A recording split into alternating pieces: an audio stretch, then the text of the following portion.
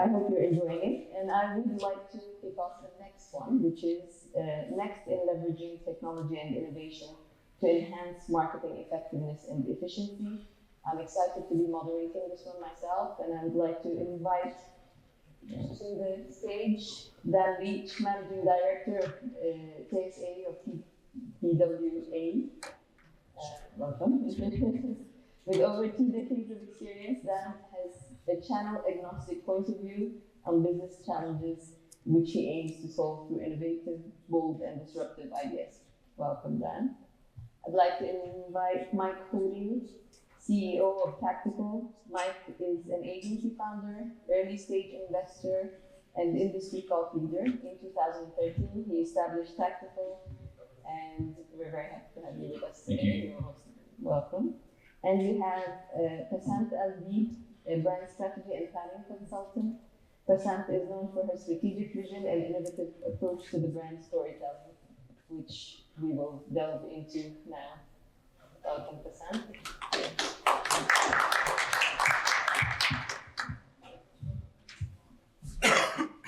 So, let me set the scene a little bit. As Saudi Arabia continues its ambitious transformation with the vision of 2030, the marketing landscape is really rapidly evolving, and we just came from the Dubai event where it was much more about technology this, technology that, like AI all over the place, and I would like to go through that with you guys a little bit more in terms of what does this mean for PlaySafe? It's a very real vision. It's not gimmicky. We feel the real effect of what Saudi is trying to do in the region. It's not a copycat strategy. It's very much their own strategy. And as agencies, as brand builders, as marketers, how are people leveraging this technology that's available to a very young audience as well? I mean, 70% is, I think, under 13,000. So I'd like to start with the brand side. With you, Passant. Like, technology is making everything fast. It's making everything, short bites, and like tell it to me quickly, show it to me quickly, and move on, and make me loyal within 1 minute. It's a little bit difficult to build a brand under that circumstance. How do you see technology affecting the storytelling side of things, and where do you think it's going? Today, AI is not just an enabler. It's like a game changer, and it's like a strategy for that cannot predict marketing performance at all. Marketing has always been about people understanding their needs, behavior, and not fully with fake audience. And I have seen firsthand how AI thinking exists to a whole new level, like support or help make more smart decisions, optimizing performance, create an impactful campaign and story, brand perception overall. So it's all about boosting the efficiency of storytelling, of brand strategy, brand image, and marketing activity, starting from data and information and analysis, just to execute to hyper-personalized experience. Okay, how did technology change the way an agency functions, especially on a creative level? I mean, I'm going to shoot this question to both of you. Maybe we can start with Mike and then move on to Dan. Sure, thank you. Firstly, good morning, everyone. Before I jump into that question, or answering that question, I just want to call out the room very quickly. Who's scared of AI? Put your hands up. Anyone scared of AI? Anyone scared? That's like 30% of the room. Who's excited about AI? All right, now let's rewind 20 years ago. Who was excited about the internet? Back when we were at school, right? Who was excited about mobile? For me, a lot of the conversation, the narrative around AI is, or just general technology at scale, is whenever it's very early, there's natural sort of fear of change, right? And if you look around in any business today, if you're not a tech-enabled business of sort, whether you're a laundry service or whether you're an agency or whether you're a rugby club, If you're not tech-enabled, you're sort of left in the past, right? And I think most businesses and every person who's representing a business in this room, to some degree, has grown and driven the business through technology and innovation. Innovation is just finding an easier, quicker, better, more effective way of doing a service, and tech is an enabler of that. And that's what I see, whether it's AI or otherwise, is this going to be that next iteration of transformation for a business? We've all grown through the internet age, we've grown through the mobile age. Is this the next age to get excited about? 3-4 years ago, was it the metaverse? Was it cryptocurrency? That had its moment. The debate is still out on whether that's true or not. But even as an agency, we looked at that. Is this something that we want to bring to our partners or brands? Is this going to be the next enabler for them? I think I'm pretty confident in saying this, and I could be very wrong, and AI could make me very redundant very quickly, but I'm pretty confident that AI is going to be a significant enabler. And as a result of that, we look at that as a business and see how does that help us, because if it helps us, it'll help our partners. We sort of have this ethos. So Tactical is a marketing and technology company.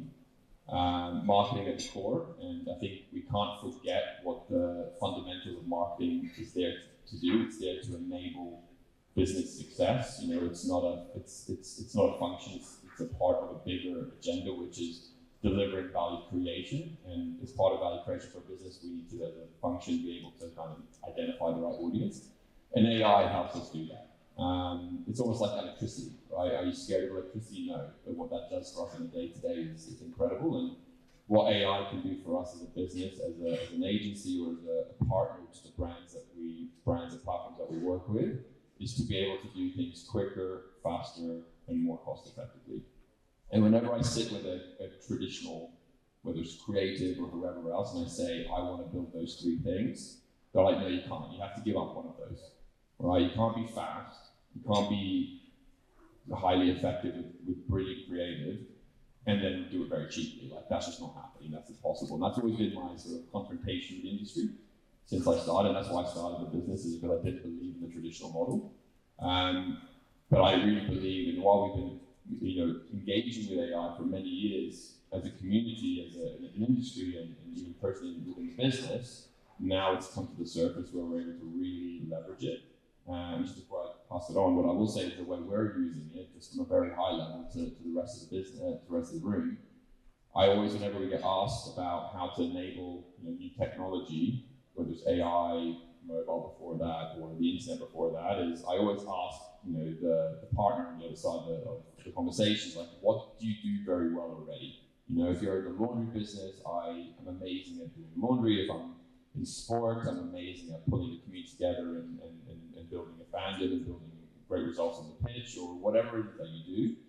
How does technology play its role? And that's what we're looking at as a business, is we map from start to finish, how do we do what we do at the best capacity we can, and then use AI to improve and make it more effective. So that translates to our relationships with our partners as well. So that's how we're looking at technology and innovation in terms of enabling the business to do better work. Find what they're doing well already and then enhance it with this machine. Totally. Yeah. Yeah, I just want to build on that idea of being afraid of AI, because I think there is a healthy fear of AI that is actually needed. But it's not a fear of the unknown, it's a fear of being left behind. In your introduction, you talked about the rapid pace of change. I mean, the pace at which AI is developing is unseen. I mean, the internet was a phenomenon when it came on, but it took sort of 10 years to really get going. Maybe another 15, 40 times social media. I mean, this is every week we're seeing new tools, new technology, new platforms coming out, and as an agency, we have to have a healthy fear of this pace, because we have to be quite selective about the tools we bring in, how we're facilitating the work we're doing, and we're not getting lost in the huge amount of noise there is. Because I think for all the for every 1 or 2 great tools there are, there's probably 100 or 200 that actually are a distraction to agencies. And I think for us, in terms of, as an agency, how we're using AI, obviously like all agencies, we're using it every single day. It is definitely speeding up the pace at which we're able to produce great work. But what I will say about it is we've sort of recognised it as, and I'm probably you're the same yourself, as a facilitator of creative work, not the creative tool itself. And I was listening to a fantastic podcast yesterday by a professor from MIT, and he put it quite clearly, which is if you think about how AI and large language models work, they're predictors. That's all they are, right? They don't come up with anything new, they predict what, and that's how they kind of develop the stuff that it pumps out. And it predicts based on what's come before it. And of course, as creatives, we use past work as inspiration, that's important, but it's also important to come up with new stuff. And that's why I think that, this question of AI versus human, and I think it will eventually maybe will put us out of a job a little bit. But I think right now, from a creative perspective, we're very clear on the fact that we need human creativity. It is at the heart of everything we do, and AI tools, whether it be DeepSeek, ChatGPT, Midjourney, or any of the other 300 tools we have access to, it's a facilitator to deliver that work, yes, faster, more cost effectively, but ultimately we have to be the guardians of the quality and the level of the creative work that comes out of the agency. Okay, so it is the fastest moving technology, right? It's every day, it's exponential growth in terms of what it can do and what we're expecting it to do. So, do you think that the application of it is as fast as the creation side of it? I mean, that's it. I think, internet, we understood it faster and we knew how to use it faster. This one is boggling so many minds that it's the application is slower. Do you feel that with your clients when you're talking to brands and trying to push them into leveraging that technology to enhance whatever they're doing well? Let's continue with that and then we'll come back. Is the application slower? Yes, because the lawyers get involved. And they're telling me what we can do and what we can't do. But I think also brands are being smart about sort of saying, well, hold on, there's a risk of using AI for the sake of using AI, right? And saying, hey, it's the cool new thing. When we put it in a presentation, people should go, oh, it's amazing, and they'll buy it, and then we use it. Actually, we have to prove the value of AI. And prove the value of AI to brands. I'll give you an example. For KFC, now we run KFC's creative work and social media for the region. And we've recently introduced synthetic voiceovers to KFC's social and digital work.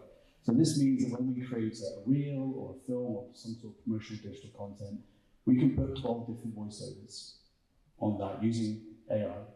And then within 2 hours, work out which one has the best view-through rate, the best response rate, the best click-through rate, and then put the money into that. I think in the last campaign, we increased view-through rates by 77%. Right, so suddenly we've got a proof point and a real value proposition for why we should use AI, and then we can start adapting quicker. But I think for us as an agency, our focus is on not necessarily using AI as quickly as we can and making sure we've got all the cool buzzwords in there, but really proving the value of it to the brands, either through brand awareness, sales, or whatever they're measured on. Okay. What's Tactical's approach to this, to pushing their clients into the right direction faster? Yeah, so I got a personal perspective, which obviously translates to business a little bit as well. I believe that AI is similar to what the internet did, similarly what electricity did to industry back, in its moment. It's a great leveler, right? All of a sudden, KFC can behave that way, but so can a local chicken shop on whatever street in any corner.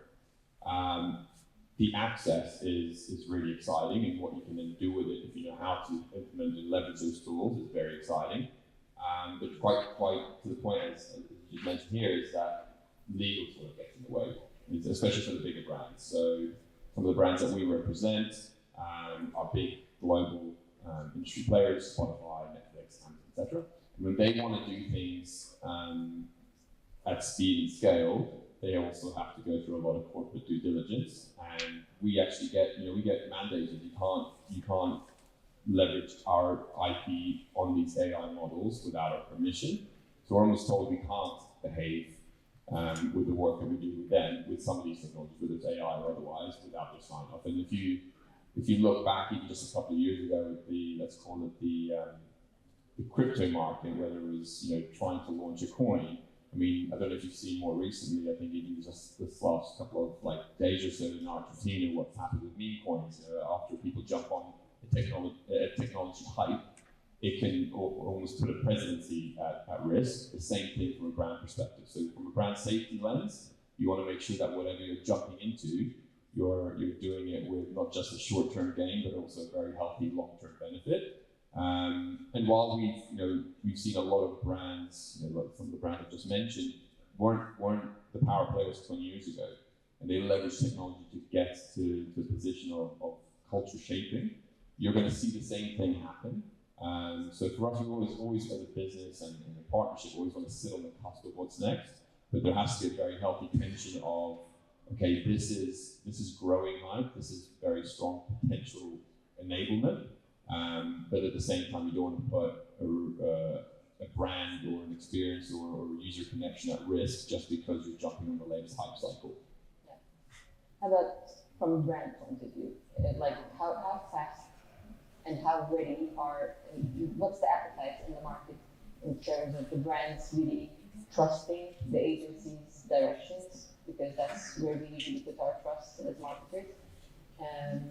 How do you feel when you're talking to brands? Absolutely, the transformation growth AI.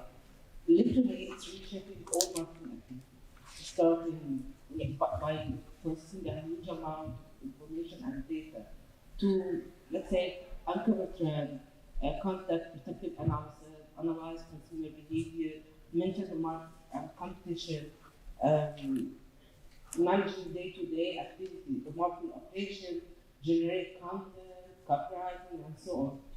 So I have read a lot of latest research from Forbes Advisor that 64% of business owners say when they use AI to improve their customer relationship and productivity, which means when AI is integrated strategically, it's create enhance and improve brand equity, build long-term value through authority strategies and a highly personalized experience. So I'm pleased in this role. I'm pleased it's a must. It's not like an enhancement tool or just generate or define content. It's again to a type of data you cannot treat people. And ignoring it would be a very ignorant step from it. Yeah. Okay, so then the same.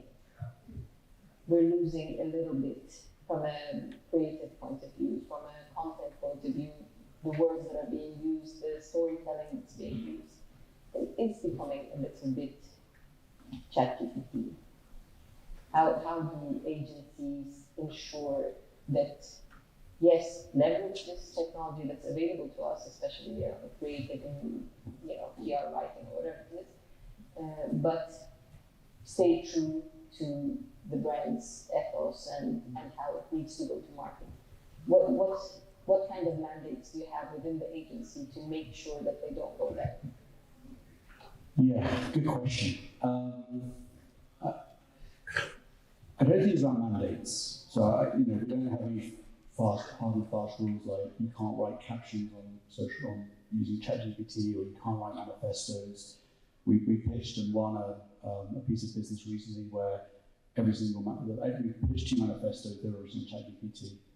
We pitched about 50 social captions all written on ChatGPT with obviously human oversight, right? We don't just take it, copy and paste it, but you'd be a fool, frankly, not to be using these tools to make the work better. Now, there is a danger that suddenly every single creative presentation starts to look the same, every single storyboard starts to look the same. We've all seen it, using Mid-Journey, and that has a certain look. I think as long as at the heart of the creative work, you feel that human touch, and it sounds like a silly thing to say, but you can feel it. when someone presents an idea, when someone pitches an idea, or when you write a story, or you write a manifesto, or you write a script, you can tell, maybe it's just intuition, but you can feel the human touch in the work. And you can tell when it's been done by ChatGPT or elsewhere. So I think it's really important that sort of whoever is at the creative leadership of agencies, they're very clear about their vision for how AI should be used and how it should be used.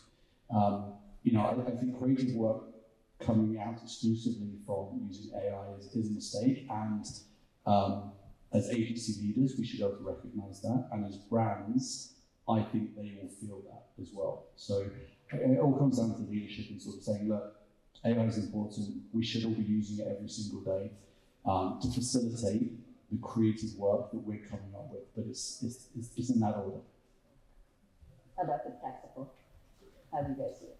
Look, I think that's, it's a really interesting perspective to hear you say that as well, like in terms of how you guys as an agency are using it. For me, when I look at a point of difference, right, is AI up until this point, or a lot of technology up until this point, is learning and building patterns on information that's already been done, right? So how can we predict the future?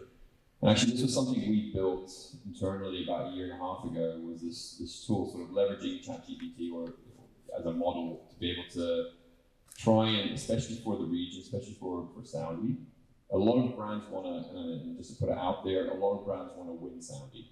Right, a lot of brands are trying to come in here. A lot of homegrown brands are trying to go out there. So any PIF business that wants to IPO by 2030 and be a world dominant brand, like they've got they want to go from zero to hero. But the heroes want to maintain the hero, right?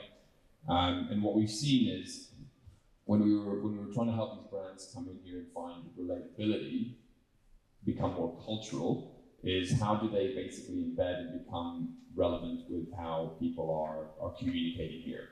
Now, people in the room here, I'm assuming most of you are born and bred in Riyadh, some are from Jeddah, but just like New York and LA, there's a difference, right? You can't paint the community with one brush, you can't paint the language, you can't even do that in Riyadh. You've got North, you've got South, you've got fandoms within football clubs, you've got a lot of different communities, and the way they communicate, the lingo, the expression, the identity is all very different. And when we built this platform, what we realized is we wanted to build community management at scale and speed in Arabic. So think like rapid response marketing. So something happens, and how do they jump on that really quickly? We wanted to do that in Arabic for Saudi, but then educate this model over time for Hijazi, Najdi, etc. And what we realized is all the time, effort that we're investing into this could just be flattened by the next model. So while it was great for us from a learning perspective to be able to see the power of what technology can do, chances are another platform, another business with far more resource technology could trump us because they're just throwing more at it. We've seen that more recently with DeepSeek coming out and just shocking the market. But again, going back to what I was saying earlier, it's only from what's on the past. And where we as a business have really built our point of difference is if we, for example, Spotify wants to find relevance in Saudi, it's not just saying in Saudi, it's saying in Riyadh, it's saying in Jeddah, it's saying in different parts of the city. And what we do is we find local relevance, cultural relevance, and pinpoint it to those specific areas. Technology can't replace that. And I'm a firm believer that human creativity is the greatest gift we have. And that's where AI won't be able to trump it just yet, or technology won't be able to trump it just yet. And that's where we have a point of difference in leveraging that human capability is trying to drive relevance, because ultimately culture is what people are talking about. So basically word of mouth marketing. And how do we do that? It's through relevance, it's through people relating to the conversations that are happening. And that's where we've seen our brands do the best work, is when we've been able to really connect their identity to conversations that are relevant and happening right now. So while AI, whether it's AI or any other technology is a great enabler, you can't ignore the power of relevance. And to do that, to make that happen for us, it's very much human-led at this point. How about from a brand point of view? Like when an agency, or not the bigger agencies, but the smaller agencies that are really trying to use AI to, compete with the bigger agencies, do you feel the lack of human touch there as a brand manager when it comes to you? Like, do you feel that has it come through? I think with our experience last 2 years with AI, now we can know if this content is generated by AI or there is a human touch. Maybe sometimes in language, copyright itself, even in a visual from vision or whatever. So sometimes we feel the difference. But when you feel that difference, do you immediately say no to that creative, or do you think, you know what, it's not about creative, yes, it feels AI generated, but I'm okay with it. Let's accept that AI really finding how the brand communicate and connect with them. Yeah, exactly. And yeah, last year, I think this is the most campaign that leveraged AI in a strategic way. Last year, Coca-Cola launched by partnering with Amazon, Alexa, and IC Code campaign. So they leverage AI technology with they experience like a seamless end-to-end experience by leveraging machine tool with brand image recognition through or across the digital platform. So how they use it and integrate a strategy that can leverage AI to reach a maximum level of brand recognition, it was excellent. So it's basically transparency, using it and saying, I'm using it. Yeah. I'm letting you know that I'm using it, that I'm going to use it in a way that will enhance your experience with us and Yes. how we're communicating to the market. I don't think about AI tool, it's only like copy and paste from ChatGPT or generate visual. It's like again data and next level of communicating and build a type of experience end to end with the consumer. It's different way I expect to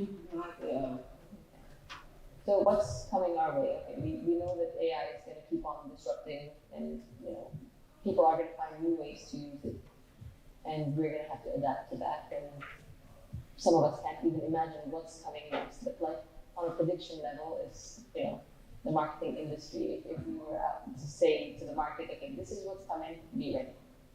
Then. I actually have two things on this. One is not so much prediction, but it's something that I think if you are a brand, you're a CMO, you're a brand leader, you're an entrepreneur, something you should be doing, something we do for a lot of our clients, is create your own GPT. Your own GPT. So yes, use ChatGPT, use DeepSeek, but create your own. It takes 10 minutes. And that GPT can be trained on data about your brand. Good example is McDonald's. In the US, we look after them.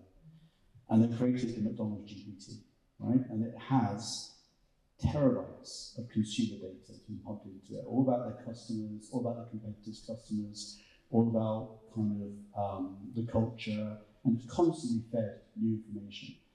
The time frame now to get to consumer insights has gone from months to minutes, okay? And every brand can do this, okay? We're doing it for Neon here in the Kingdom. And I would say that, sort of a short-term prediction is every brand should have its own GPT in the future, and agencies, we can facilitate that and support in creating that. I have a mad prediction about AI, which I shared the other day, and it got quite a good response. I'm going to share it here. I think streaming services are going to die because of AI. And I'll tell you why. or at least how you think of TV and film is going to die. Because I think what's going to happen is instead of going onto Netflix, this is a very specific prediction, I know. Instead of going onto Netflix and seeing what films are out or what TV shows or watching Friends for the 300th time, I think you're just going to type in something like, I want to watch a legal drama that's 30 minutes long, based in New York, and it features these actors, and it'll produce, within minutes, produce a whole series just for you. And I think that is going to be the future of entertainment. I think films are going to be tailored to you, TV shows are going to be tailored to you, YouTube will be tailored to you, could be the death of content creators because you'll become the content creator yourself and you'll produce the stuff you want to watch. That's a very interesting, I would love to see that's going to be. Don't quote me on death of content creators. We won't agree. No, well, actually, we actually do see that a little bit now through our children when they're watching, Jurassic. I don't know what. My son's very into that, and he's always like he can predict what happens next. So yeah, maybe. How about you, Mike? Very interesting prediction. I think if I'm going to take what you just said, I think the thing I really hinge on, right, and I've been sort of banging this drum for nearly 10 years now, is the just for you, right? Personalization at scale. And that personalization isn't just in marketing, isn't just in advertising, it's not just in content consumption. Every single person here is a different version of a human being, right? Every single person in here has different drivers, has different stories, and while our points of view, while our interests might conflict, if we saw the world through everyone's eyes, we'd probably feel the same way, right? The point is we're all seeing a different perspective. You might watch a particular movie, you might like a particular sport, I might hate it, and that's fine. But I think the world that we're moving towards and nudging closer and quicker towards is just for you. I think AI is a great enabler of that. We see that already with our mobile devices. We see that already with the internet. If I want to buy a particular piece of clothing, pretty much everything I'm wearing, I bought through the internet. I didn't go to the store, right? But that's customized for me, which is great because I've got size 13 feet and I can't find anything in the store here. But everything becomes just for you, which is exciting, but at the same time, some people can be very scary because it's like, is that the death of a content creator? Is that the death of an industry? While AI is very much in its hype cycle right now, while technology is moving quicker than it ever has before, there is still time, right? I think that's the great comfort that we have, is that there is still time. There's a lot of incumbents who are very anti-change. Netflix were the change agent for entertainment, but it didn't kill traditional TV. It's definitely eaten into its lunch, but they've still got some sort of a seat at the table. And as that starts to happen, we'll see more and more. And like I said, it's a great leveler. Like technology in general is the great leveler, right? Like industry used to be a few handful companies driving whatever industry. Now it's everyone can open up a Shopify store and be a multi-geographical sort of enterprise. So what's next is, for me, is that for you. It's the acceleration of personalization. There's brands already really leveraging that and have done that for a long time. We see great effect of that, sadly, in politics, and that's been going on for decades at this point. And again, not to point to particular agendas, but we saw a moment when the Obama administration leveraged social media. We then saw the next administration weaponize social media. We then saw. That's something that's happening. And through that was hyper-personalization. What triggers me is different to what triggers you. What incentivizes me to buy something is different to what incentivizes you. And I think that's what's exciting. Now, how that can be manipulated, how that can be tormenting is a different sort of agenda, which I hope is in a healthier place for my children by the time they come into this into the world of work and whatnot. But that's for me. That's the way I see it. It's for you, and as technology accelerates, runs, and whatnot, we're going to see more and more of that. But I think the only difference is where does that live? Does it live on a mobile device? Does it live on a Vision Pro? Is there a new version of that as contact lenses? That's what we're seeing. It's just the hardware hasn't caught up. But we can definitely see that the personalization is accelerating. That for me is really exciting, because that's also, let's be honest, if you're all brand representatives in this room, you are wasting so much money on advertising, so much. It's insane how much you guys are trying to pay off countries' debt with how much money is being wasted, because you're just scattering it across media, whereas if you're really having an impact and you can be a lot more effective with your spend, that can be highly effective, because that money can be distributed elsewhere in other ways of growth. So for you is where I see the future going. Whether that's a good thing or a bad thing is, I guess, the jury's still out. How about you, Passant? Where are we from brand? I think the future is about the AI will boost the efficiency. I think through strategic integrating AI technology into targeted strategy to craft and tailor value proposition, brand perception, and hyper-personalized experience. It's not AI only, it's how integrated with the strategy. I think we're all saying pretty much the same thing. It's going into how to leverage it for you and hopefully not against you, which is hyper-personalization's double-edged sword, but thank you very much. I'd like to open the floor for a question if anyone wants to shoot it out here. Otherwise, you can catch us later in the lunch break. Can I just have a question? Can you hear me? Yeah. I just start with your just one question, about the industry. I think very early on you touched upon, I think very early on you touched about the part where the scale part of AI, right? So, whether content creation, creative services, where is the future headed in terms of the model, how the services are offered? For example, there's a company in the US called Supersite, which is, they're pretty much doing the same thing in terms of design work, but they sell it on a design subscription model. I don't know if you've heard it, but they're doing $200 million per annum. So my question is, how does that impact from an AI and tech point of view? Where is will people adapt to different pricing models, or we'll just see different, agencies doing different things? Just would love your thoughts. Thanks.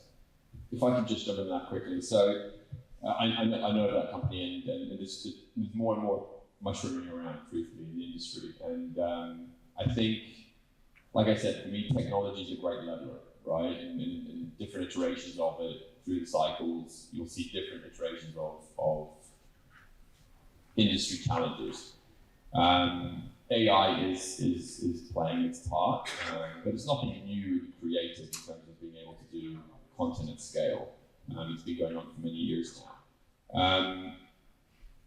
I think what it will do is it will force people to change how they show up creatively, especially for brands. If you rewind 10, 15 years ago, and you go to an LV, a Chanel, like hyper luxury brands, and say you need to have a Facebook page, they would laugh you out the room with a French accent, right? They'd be like, get out, not interested.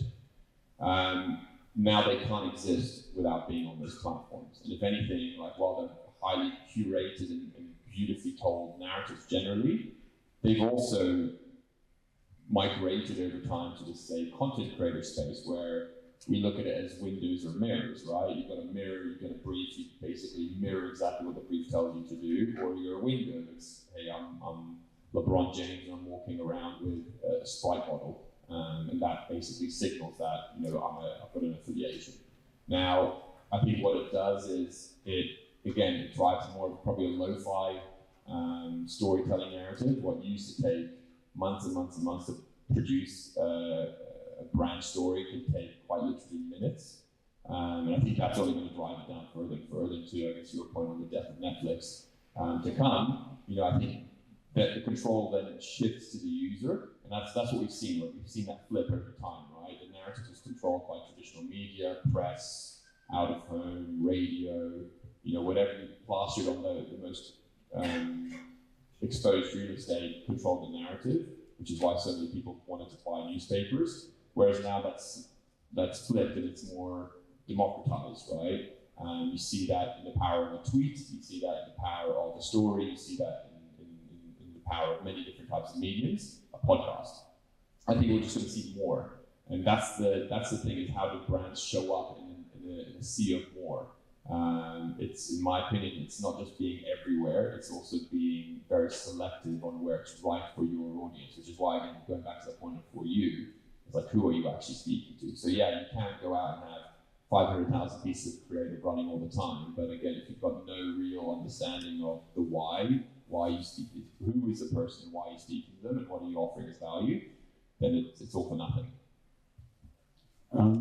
Just want to add to that. It's a really interesting question from an agency perspective, because what do we sell as an agency?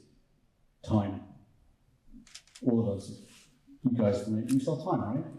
We've got number of reals per hour, and the agents and brands pay however many hours they want per month. And if AI or technology as a whole is taking the creation of content from days or months to minutes, technically, brands should be paying us less, right? So this is a big problem for agencies.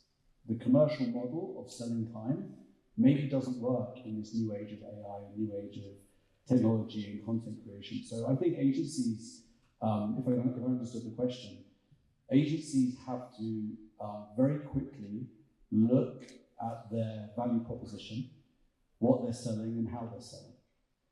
Selling FTE, selling number of hours, selling cost per hour doesn't work anymore, probably. And the more the agencies stick to that model, the more likely they are to struggle, right? And I think agencies need to start looking at what they actually can sell. What they can sell is kind of their expertise and experience.